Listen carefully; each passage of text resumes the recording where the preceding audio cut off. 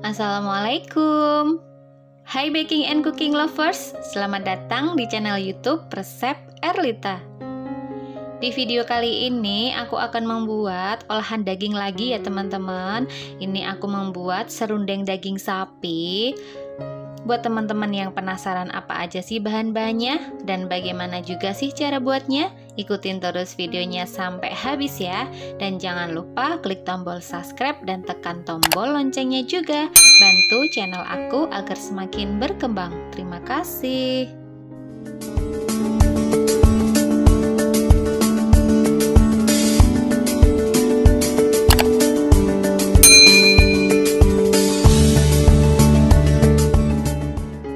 Langkah pertama, ini sudah aku siapkan 500 gram daging sapi. Ini daging sapinya sudah saya cuci bersih dan saya iris tipis seperti ini ya. Cara mengirisnya itu harus melawan serat supaya nanti dagingnya itu empuk. Kemudian ini dagingnya kita sisihkan terlebih dahulu. Dan langkah selanjutnya ini sudah aku siapkan wajan. Kemudian ini aku siapkan juga 1 butir kelapa. Ini kelapanya sudah saya parut memanjang ya teman-teman. Ini aku beli kelapanya di pasar. Dan ini kelapanya akan saya sangrai. Nah, selanjutnya kalau kelapanya sudah masuk ke dalam wajan, jangan lupa kita nyalakan kompornya. Lalu ini kelapanya akan saya sangrai dengan api sedang saja sampai tekstur kelapanya itu kering dan ringan ya kalau dipegang, dan warnanya juga sudah berubah kuning kecoklatan seperti itu. Nah, seperti ini ya teman-teman, kelapanya yang sudah kita sangrai sekitar 20-25 menit. Kelapanya itu sudah berubah warna, sudah kering dan sudah ringan seperti ini ya teman-teman. Lalu ini kita matikan kompornya, lalu kita sisihkan terlebih dahulu. Oke, selanjutnya ini kita siapkan untuk bumbu halusnya. Ada 8 siung bawang merah, 5 siung bawang putih, 4 buah kemiri yang sudah saya sangrai, 1 jempol lengkuas, 1 ruas jari jahe, 5 buah cabai merah keriting, sejumput jinten, dan 4 sendok makan ketumbar. Kalau tidak ada jinten, jintennya bisa di skip aja ya. Nah, selanjutnya aku siapkan blender. Ini bumbunya yang tadi sudah saya masukkan ke dalam blender. Lalu tak lupa juga saya kasih secukupnya minyak goreng. Ini untuk membantu menghaluskan bumbunya. Lalu blendernya ini akan saya tutup. Dan bumbunya ini akan saya blender sampai bumbunya itu benar-benar halus. Nah, seperti ini cukup ya teman-teman, bumbunya itu sudah halus. Lalu akan aku matikan blendernya. Dan bumbunya ini akan saya sisihkan terlebih dahulu. Oke, selanjutnya ini sudah aku siapkan wajan dan aku kasih minyak goreng. Ini minyak gorengnya sudah saya panaskan terlebih dahulu.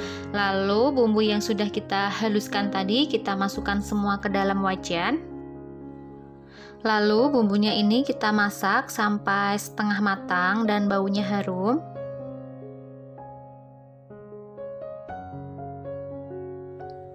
Oke, setelah bumbunya ini sudah setengah matang, lalu akan saya masukkan bumbu aromatik.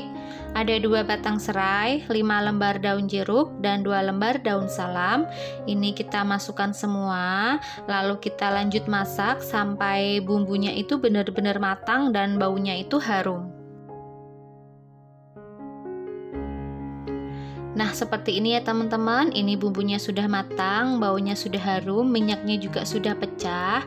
Lalu ini akan saya masukkan 3 sendok makan air asam jawa. Dan akan aku tambahkan juga 4 sendok makan gula merah. Memang rasa serundeng itu identik dengan manis ya teman-teman. Lalu akan saya tambahkan juga 1 saset santan instan. Dan kemudian ini kita aduk-aduk sampai semuanya tercampur rata.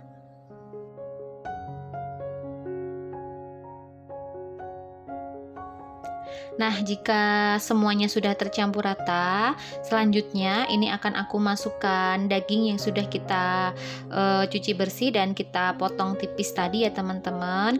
Nah, dagingnya ini kita masukkan semuanya. Dan selanjutnya ini kita masak sampai dagingnya itu berubah warna. Nah, ini triknya ya teman-teman. Saya itu lebih suka kalau membuat serundeng dagingnya itu dalam keadaan mentah seperti ini aja. Kalau dagingnya itu direbus dulu tuh nanti dagingnya itu akan keras dan alot. Makanya ini seperti ini aja ya teman-teman, dagingnya dalam posisi mentah aja. Nah, setelah dagingnya sudah berubah warna seperti ini, lalu ini aku masukkan bumbunya lagi ya. Ini ada 1,5 sendok teh garam, 2 sendok makan kaldu jamur, dan setengah sendok teh merica bubuk atau sesuai selera teman-teman. Dan ini kita aduk-aduk sampai bumbunya tercampur rata. Dan selanjutnya ini akan aku masukkan juga 500 ml air putih. Kita masukkan semuanya. Oke, selanjutnya ini kita masak sampai nanti si airnya itu menyusut dan dagingnya itu bisa empuk ya, sekitar 30 menit. Ini kita masak dengan api sedang saja.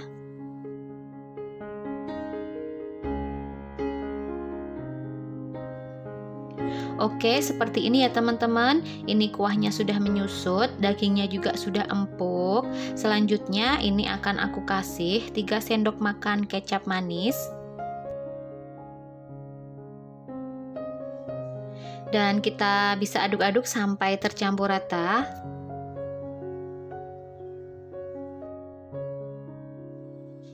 Nah, setelah tercampur rata, ini kita masukkan kelapa yang tadi sudah kita sangrai ya. Nah, kenapa ini kelapanya saya sangrai terlebih dahulu teman-teman? Supaya nanti serundengnya itu bisa tahan lama ya. Nah, setelah kelapa sangrainya sudah masuk ke dalam bumbunya, lalu kita lanjut memasak sampai kuahnya itu benar-benar menyusut, menyatu dengan kelapa dan dagingnya.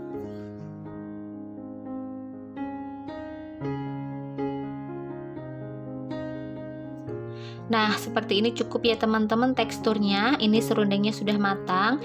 Jangan lupa diicip rasa. Jika kurang asin bisa tambahkan garam, dan jika kurang manis kalian bisa tambahkan gula jawanya lagi. Pokoknya sesuai dengan selera teman-teman aja. Nah, ini ya serundengnya sudah matang. Lalu bisa kita matikan kompornya dan siap untuk kita sajikan.